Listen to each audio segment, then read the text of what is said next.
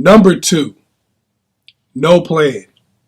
When somebody just calls you up and there's no real plan, there's no real order of operations for what you're going to do, this means that you might end up back at their house. The likelihood of you ending up back at their house because what you're doing is boring, but the chemistry is good, but the activity is kind of boring, the likelihood of you ending up at the crib is way higher because of that.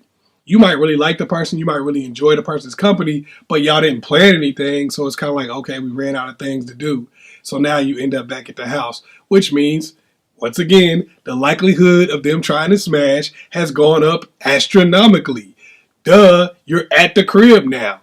So if there's no plan in place, you got to be careful because it's really easy to fall into going back to the house, hanging out in the car where things can still happen in a car. A car has seats, and seats can be reclined, which means, duh, you could end up having sex or end up doing things and having to go a little farther than you wanted to.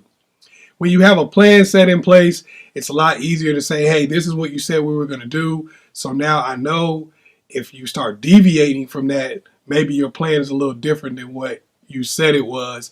And maybe you're really planning on trying to smash rather than get to know me. So then you can kind of bail out when you see plans changing. If they say, oh, I forgot my jacket, I'm going to go back to the crib. You might be like, you know what? I just drive myself. You see what I'm saying? Because now you know where you're going. You have a plan. Now, of course, people like to be spontaneous. I get all that, and maybe that's the case.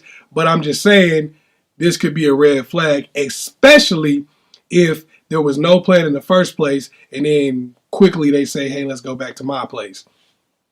All right, put the two things together.